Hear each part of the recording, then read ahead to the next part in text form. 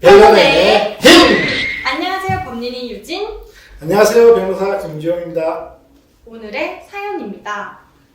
어느 날 저는 동생들과 함께 키우던 강아지, 고양이의 털을 자르기 위해 애견 미용실에 갔습니다.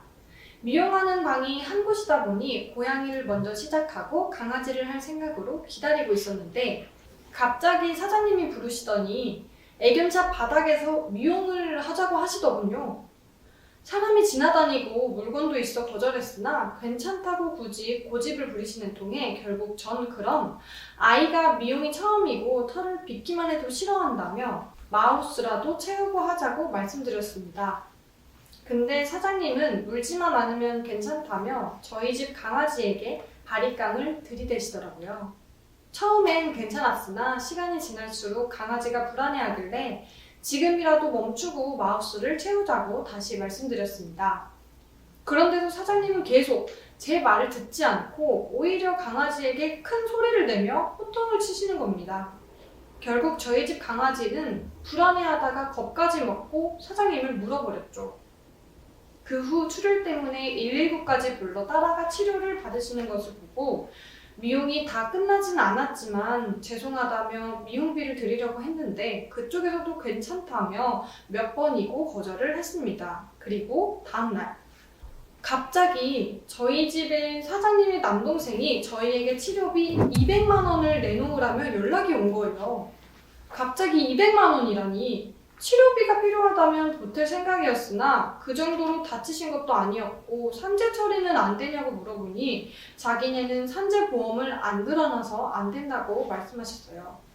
제가 200만 원은 힘들고 병원비 나온 선에서 30만 원 정도 드릴 수 있다고 하니 화내시면서 시집도 못 가게 만든다고 말씀하시더라고요. 제가 마우스를 씌우자고 했는데도 듣지 않고 애견샵 바닥에서 하자고 고집 부리며 강아지를 겁먹게 한 본인들의 과실도 크지 않나 싶습니다.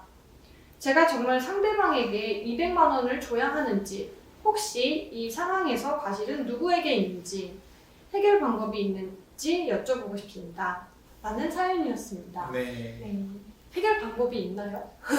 해결 방법은 상대방이 돈을 달라고 하니까 이쪽은 돈을 못 준다는 거 아닙니까?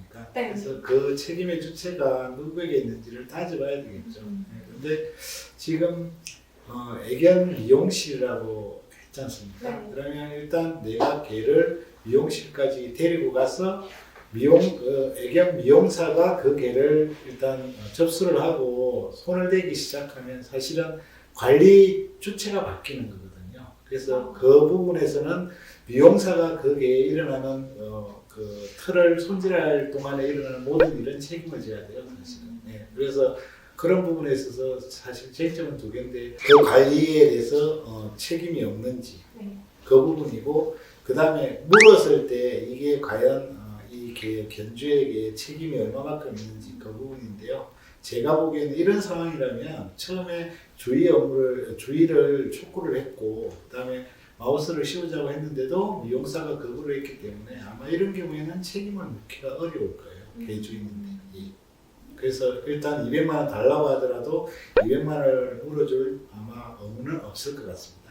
그러면 강아지 주인이 애견샵의 부주의로 일어난 사고니까 CCTV 자료를 제출해달라고 하면 당연히 제출을 해줘야 되는 의무가 있나요? 사실은 뭐 CCTV 제출 의무는 없을 수 있어요. 이런 경우에는 뭐 법이 꼭 제공을 해줄 의무는 없는 거니까. 그래서 뭐 보여주지는 않겠지만 사실은 돈을 달라고 하는 쪽이 나중에 필요하면 제출을 해야 되기 때문에 그 부분은 나중에 혹시라도 이런 사안으로 소송을 하게 되면 아마 그쪽에서 제출을 할 확률이 큽니다. 그러면 적당한 합의가 되는 게 가장 베스트겠지만 이게 안 된다면 주인이 끝까지 무리한 요구를 한다면 오히려 강아지 주인이 취할 수 있는 행동이 있을까요? 일단 사실은 돈을 달라고 하는 부분이기 때문에 그럼 법적으로 처리를 하자고 그러면 그 미용사가 소송을 제기를 해야 됩니다. 소송을 제기하지 않으면 어쩌다 돈을 줄 필요는 없는 거고 소송으로 나가게 되면 이제 그 책임의 문제가 어디까지인지를 따지게 되겠죠. 그러면 CCTV가 나올 거고 어쨌든 주인이 했던 행동들이 다 나오기 때문에 아마 이 부분에 있어서는 뭐 어쨌든 견주는 책임이 없거나 많아도 1, 20% 정도의 그러니까 뭐 치료비가 30만 원 나왔다 그러면 거기에 대해서 1, 20% 5, 6만 원 정도 물어주거나 아니면 크게 많이 다쳤다 그래서 그 애견샵을 운영을 못하는 경우가 생기면 거기에 대한 보상비 1, 20%그 정도가 아마 제일 큰 책임의 한도 같습니다. 견주가 그 맙수를 물자고 했는데 그 미용실 사장이 안 된다고 했기 때문에 그 말이 받아들여져서 물어줄 필요가 없다고 말씀하셨지 않습니까? 근데 만약에 그 미용실 사장이 그런 말 한 적 없다고 우기는 상황이 생기면 어떻게 될까요? 보나마나 그 상황에서 사연자가 이런 녹취록을 했을 것 같진 않은데 그렇다고 CCTV에 그 목소리가 안 들어갔을 것 같단 말이죠. 만약에 이게 소송까지 갔는데 사장이 저 사람 그런 말 한 적이 없다 이렇게 우기게 됐다는 가정하에 이럴 때는 사연자가 취해야 될 조치는 무엇일까요?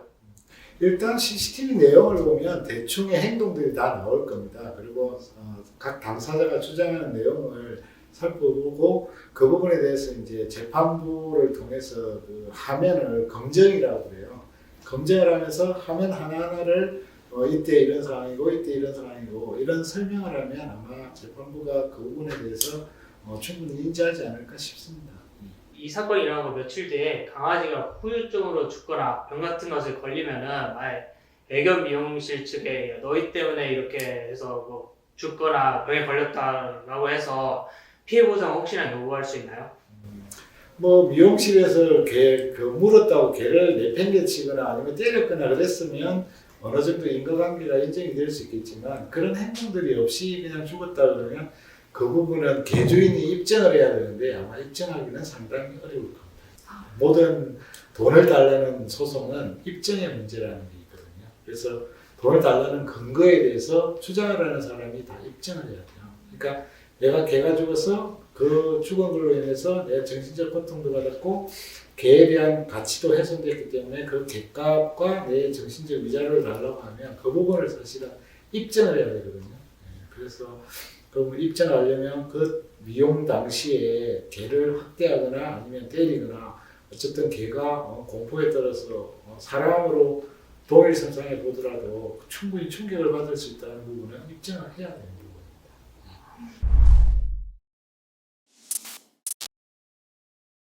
변호사님 오늘도 좋은 말씀 감사합니다. 네, 감사합니다. 저희는 다음 변론으로 찾아뵙겠습니다. 안녕. 안녕.